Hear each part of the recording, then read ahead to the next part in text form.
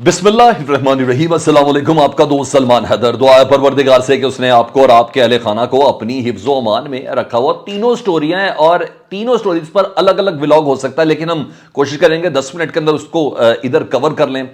तस्दीक कीजिए DGISI की एक्सटेंशन की 1 साल मुद्दत मुलाजमत की, और पाकिस्तान के निगरान वज़ीर आज़म कर रहे हैं जी एक्सटेंड DGISI की 1 साल की तैनाती की अच्छा तस्दीक की।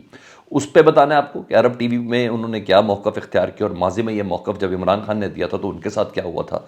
और जस्टिस मज़हार अली अकबर ने सुप्रीम जुडिशल काउंसिल की से कहते हैं ना, उसके मेरिट की, जी हाँ, धज्जियाँ उड़ा के रख दी हैं। इब्तदाई उन्होंने 18 सफ़ात पर मुश्तमिल अपना जवाब जमा कराया शोकस का।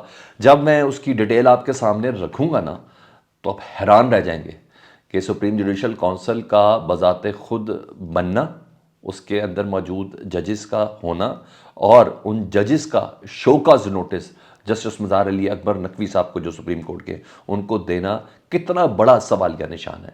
किस हद तक मज़हार अली अकबर साहब इस बात को यकीनी बनाते हुए कह रहे हैं कि मेरे खिलाफ ये रेफरेंस सियासी तौर पर बनाया गया है। अगर ये सियासी तौर पर बनाया गया तो यानी इस रेफरेंस को प्रूव करने वाले जजेस भी सियासती तौर पर प्रोपेगेंडा नज़र आते हैं। जी हाँ, उनके मुकाबले में वो बताना है। दूसरी तरफ तीसरी रिलीफ का सिलसिला जारी है। मियां मोहम्मद नवाज शरीफ साहब कहीं पेश ही नहीं हो रहे, हर केस क्लियर होता जा रहा है। एक नया ज़बरदस्त बड़ा रिलीफ मिला है। जिस शख्स ने उनको सजाएं दी थी वही शख्स अब रिलीफ भी दे रहा है। बहुत इंटरेस्टिंग व्लॉग होने जा रहा है जी। और अगर मैं इस व्लॉग को इतनी ज़िम्मेदारी से कर रहा हूँ तो आपका सुनना भी उतनी ज़िम्मेदारी से ज़रूरी है जी। खबर यह है जी, प्राइम मिनिस्टर अनवारुल हक काकड़ साहब ने जी अरब न्यूज़ को इंटरव्यू दिया है और बड़े ज़बरदस्त किस्म के सवालात हुए। उन्होंने इस इंटरव्यू में तस्दीक कर दिया जी अनवारुल हक काकड़ साहब ने कि DGISI जनरल नदीम अंजुम साहब की मुद्दत मुलाजमत में 1 साल की तौसी कर दी गई है। ये निगरान वज़ीर-ए-आज़म अनवारुल हक काकड़ साहब तस्दीक कर रहे हैं, ठीक है। वरना जनरल नदीम अंजुम साहब जो है DGISI, वो इस माह नवंबर में, हाँ जी, वो रिटायर हो रहे थे और मेरिट पर रिटायर उनका इस माह था। तो उन्होंने कहा, वजह बताई उन्होंने कहा वजह यह है कि इस वक्त मुल्क अस्करियत पसंदों के बढ़ते हुए हमलों का सामना कर रहा है, ठीक है। अभी देखिए मैं आपको लेके किधर जा रहा हूँ। उन्होंने कहा इस वक्त मुल्क अस्करियत पसंदों के बढ़ते हुए हमलों का सामना कर रहा है। तौसी का मकसद पॉलिसी के तसलसल को बरकरार रखना है। पॉलिसी के तसलसल के नुक्ते को समझने की कोशिश की जानी चाहिए कि हमने DGISI को 1 साल के लिए मुद्दत मुलाजमत में तौसी क्यों दी। कोई भी निज़ाम तसलसल के ख्याल को तरजीह देता है। ये पाकिस्तान के निगरान वज़ीर आज़म अरब न्यूज़ को इंटरव्यू देते हुए कह रहे हैं। उन्हें कहा रियासत की सवाबदीद हासिल है, रियासत को ये सवाबदीद हासिल है कि तौसी दे, और ये गैर मामूली बात है, और ये कोई गैर मामूली बात नहीं है।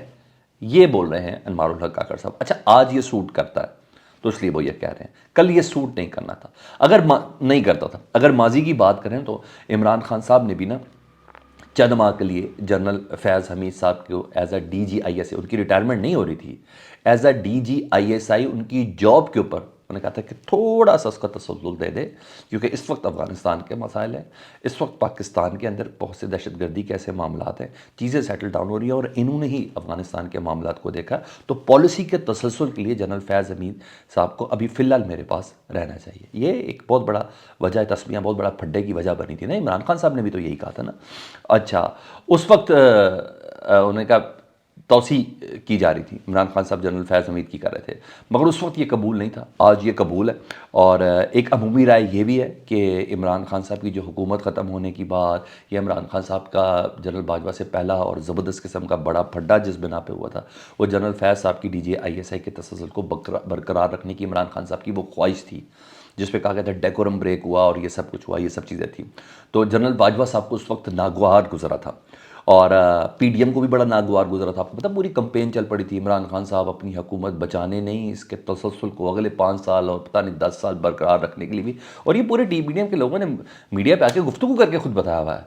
ये गुलाम खुर्रम दस्तगीर साहब ने बताया हुआ है, ख्वाजा आसिफ साहब ने बताया हुआ है, ख्वाजा साद रफ़ीक साहब ने बताया हुआ है, और ये बातें अयाज सादिक साहब ने बताई हुई हैं, जावेद लतीफ़ साहब ने बताई हुई हैं कि दरअसल इस वजह से वो चाह रहे थे कि वो। और फिर जनरल फैज़ साहब के हवाले से जारी बात है, जनरल बाजवा साहब को नागवार गुजरा था, और कहा कि एक बड़ी, मैंने आपको बताया कि एक अमूमी राय भी है कि इस वजह से इमरान खान साहब की हुकूमत ख़त्म हुई थी। और पीडीएम को भी नागवार गुजरा था, उन्होंने पूरी कंपेन चलाई थी कि इमरान खान हुकूमत बचाने के लिए और बरकरार रखने के लिए तौसीह दे रहे हैं। देख लें उस वक्त क्या गलत था, आज वही चीज़ कितनी सही है। बहरहाल ये सब है, तो मैंने कहा मैं आपके सामने ये बात ज़रूर रखूँ। जस्टिस बरार अली अकबर नकवी साहब जी, उन्होंने आज अपने खिलाफ जो शोकॉज़ है ना सुप्रीम जुडिशल काउंसिल, आज उसका ना पहली किस्त यानी इब्तदाई जो जवाब है ना वो 18 सफ़हात पर मुश्तमिल दिया है, जमा कराया और बड़ा ही मेरिट पर है। मैं कहूँ सुप्रीम जुडिशल काउंसिल के इजलास के ऊपर बहुत बड़े सवालिया निशान हैं। यानी अपनी कैपेसिटी में जस्टिस मज़हर अली अकबर साहब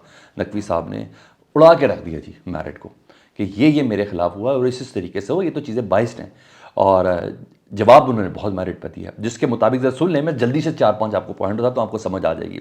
जिसके मुताबिक कुछ जजेस पर उन्होंने एतराज़ उठाया, जिसमें चीफ जस्टिस काजी फाइज ईसा साहब भी है कि उन्हें सुप्रीम जुडिशल काउंसिल का हिस्सा ही नहीं होना चाहिए उनके केस से मुतल्लिक, उनके मामले से मुतालिक काजी फाइज ईसा साहब को हिस्सा नहीं होना चाहिए। दीगर जजेस में काजी फाइज ईसा साहब के अलावा जस्टिस सरदार तारिक मसूद और बलोचिस्तान हाई कोर्ट के chief justice justice Naeem Akhtar, जो सारे सुप्रीम जुडिशल काउंसिल का हिस्सा है, उन पर इल्ज़ाम लगाए हैं। उन्होंने कहा सुप्रीम जुडिशल काउंसिल से इनको अलहदा होना चाहिए, उनकी अलहदगी का उन्होंने मुतालबा किया। मेरिट क्या दिया? उन्होंने कहा काजी फाइज ईसा साहब और सरदार तारिक मसूद काउंसिल्स के रूल्स को गैर आइनी करार देने की राय दे चुके हैं। उन्होंने कहा इब्तिदा में काजी फाइज ईसा साहब और सरदार तारिक मसूद साहब जस्टिस साहब काउंसिल्स के रूल्स को गैर आइनी करार देने की राय दे चुके हैं। मुझे शो कॉज नोटिस जारी करना मेरे बुनियादी हकूक के खिलाफ है। ठीक है जी, मुझे जुडिशल काउंसिल प्रेस रिलीज मुझे बताए बगैर जुडिशल काउंसिल की प्रेस रिलीज भी जारी की गई। जस्टिस तो है ना सर। उन्होंने कहा बुनियादी हकूक मेरे इससे मुतासिर हुए हैं। और सुने, उन्होंने कहा मेरे ऊपर लगाए गए इल्ज़ाम तस्दीक किए बगैर, यानी जो इल्ज़ाम थे उसकी तस्दीक किए बगैर मुझे शो कॉज नोटिस भेजा गया, ना शवाहिद का जायज़ा लिया गया। मेरे ऊपर लगाए गए तमाम इल्ज़ाम झूठे, मनगढ़ंत और बेबुनियाद हैं। मेरे खिलाफ सुप्रीम जुडिशल काउंसिल में शिकायत सियासी मकासद के तहत है। अब इसका मतलब सियासी मकासद के तहत है, तो जब इसके ऊपर टेकअप किया गया तो किन किन के ऊपर इल्ज़ाम है कि वो सियासी किसी का एजेंडा पूरा कर रहे हैं। बहरहाल मतलब तो मुझे ये लगता है। अच्छा, शफाफियत का उन्होंने कहा फुकदान है। मेरे बतौर, उन्होंने कहा जब मैं बतौर सुप्रीम कोर्ट में जज मेरी तैनाती हो रही थी, सुप्रीम कोर्ट में जब मेरी बतौर, पहले लाहौर हाई कोर्ट के जस्टिस थे ना, उन्होंने कहा जब मेरी सुप्रीम कोर्ट में तैनाती हो रही थी उस वक्त ना मैंने जनरल परवेज़ मुशर्रफ साहब के खिलाफ जो सजाए मौत, एक स्पेशल अदालत नहीं थी जो एक चल रहा है सुप्रीम कोर्ट में, तो मज़हर अली अकबर साहब ने उस अदालत को गैर कानूनी और गैर आइनी करार देते हुए जनरल परवेज़ मुशर्रफ साहब की जो सजाए मौत का हुक्म था उसको ख़त्म किया था। उन्होंने कहा मैंने जनरल परवेज़ मुशर्रफ साहब के खिलाफ फैसला दिया था, सजाए मौत ख़त्म की थी, और मेरी उस वक्त काजी फाइज ईसा साहब ने मेरी सुप्रीम कोर्ट में तैनाती इस बिना पर मेरी मुखालफत की थी कि मैं सुप्रीम कोर्ट में तैनात ना हूँ कि मैंने परवेज़ मुशर्रफ साहब की सजाए मौत को ख़त्म किया। ये सीधा सीधा उन्होंने एलिगेशन लगाया जी। उन्होंने कहा 3 अप्रैल 2023 काजी फाइज ईसा और जस्टिस तारिक मसूद के,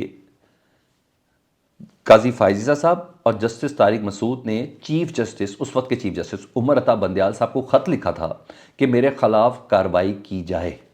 ठीक है जी, मुबैना ऑडियो का हवाला दिया गया मगर आज तक तस्दीक नहीं की गई। वो बताना चाह रहे हैं, मेरा ख्याल नहीं, यकीनन वो बताना चाह रहे हैं कि मेरे खिलाफ तो पहले ही काजी फाइज साहब जस्टिस तारिक मसूद साहब राय रख चुके हैं, तो सुप्रीम जुडिशल काउंसिल में कैसे फैसला करेंगे? वो तो मेरे खिलाफ ही फैसला करेंगे। उन्होंने ही उमर अता बंदयाल साहब को ख़त लिखा था, उन्होंने ही इससे पहले परवेज़ मुशर्रफ साहब वाले मामले में मेरी तैनाती की मुखालफत की थी। यही तमाम चीज़ें वो सामने रख के कह रहे हैं और कह भी रहे हैं पॉलिटिकल एजेंडा है।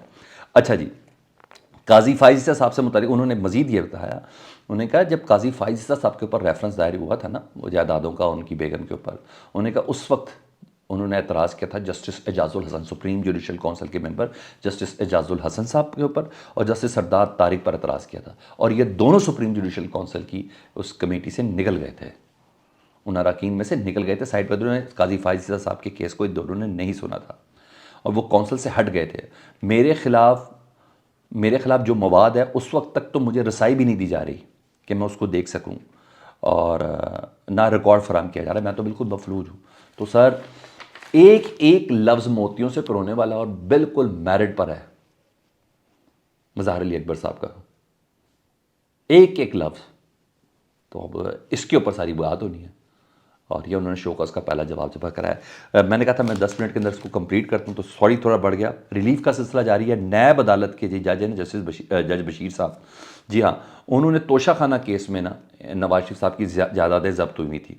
तमाम जब्तशुदा जायदादें जो है ना, उन्होंने कहा बहाल की जाए और नवाज शरीफ साहब को वापस की जाए, जिसमें गाड़ियाँ हैं, लैंड क्रूज़र है, मर्सिडीज़ है, 1650 ज़रई अराजी है, बैंक अकाउंट्स हैं। सर मज़ा आ गया ना पेशी ना कुछ, सब कुछ बहाल, गुड हो गया। फीडबैक से मुतालिक ज़रूर आगा करें। अपना बहुत ख्याल रखें। अल्लाहुम्मा सल्ली अला मुहम्मद व आले मुहम्मद।